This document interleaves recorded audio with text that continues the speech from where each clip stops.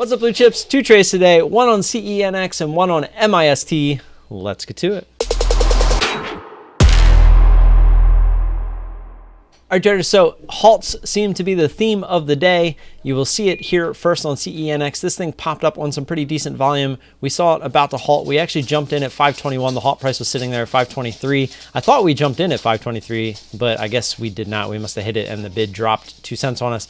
So we were basically looking for this to give us the quick pullback before it tried to halt. So we were looking for that quick pop back down towards 5.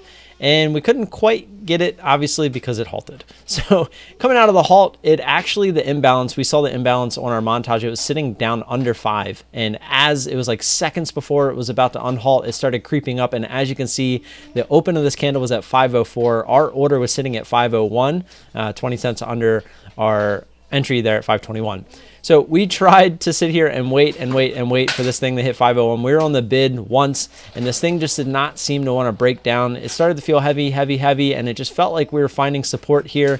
And I didn't want to risk this thing kind of getting a short squeeze, pop back up towards high of day and stopping us out, because we had moved our take profit or our stop down to our entry at this point.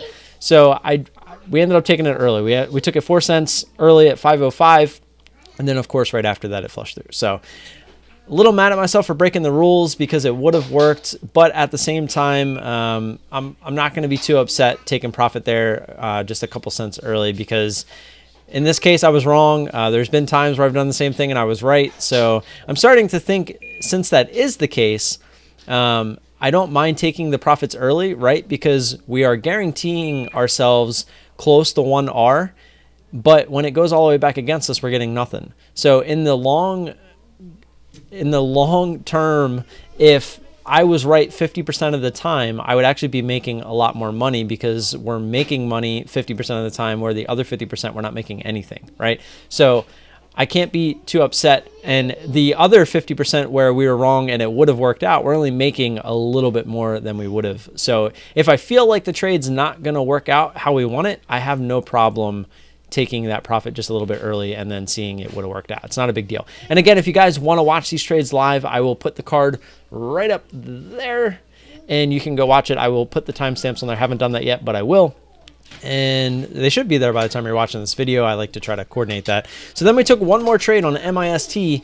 This started to do the same thing. We actually got in when there was no signs of a halt, and we jumped in and we just could not get that pop down. We were sitting at 370, our entry, so our order was at 350. It dropped all the way down to 353, so we moved our stop down to break even, and as you can see, it ultimately ended up taking our money back away from us. So a little frustrating. I was looking to scale out of this one because I really thought that this was a pump and dump, and as you can see, it kind of was, but it just wasn't done pumping yet.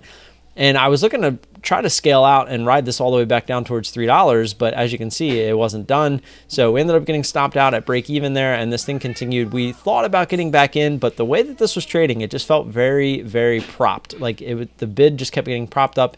Every time it would move up, we really weren't getting a drop, right? We weren't getting the usual selling pressure that you would see on a stock that starts to get really extended. Obviously, it halted here, and coming out of the halt, it's really a 50-50 what this wants to do. You're going to have more buyers, you're going to have more sellers, you're going to have big money coming in here to shut it down. You're going to have some big money coming in here to, make this thing run. If you look at the daily, this thing's in a pretty big gap fill right now, all the way up here to 950. So this thing could have done what it wanted. It could have been dangerous. It was a 12 mil float. That's the other thing too, is I can play these low floats now because I don't have to worry about scaling in and getting absolutely reamed if it continues like this. If I started scaling into this and it just kept going all the way to 9, I wouldn't have an account anymore. But by having set risk trades like this, I don't have to worry about it. So very happy with how the trades panned out today. We ended up with pretty close to 1R. Like I said, we were 4 cents under on the one trade. So not going to complain. A good start to May. Nice and green. Don't forget about the Friday night live stream tonight, 10:30 Eastern. If I don't see you there, have a good weekend, and I will catch you guys Monday morning. Peace.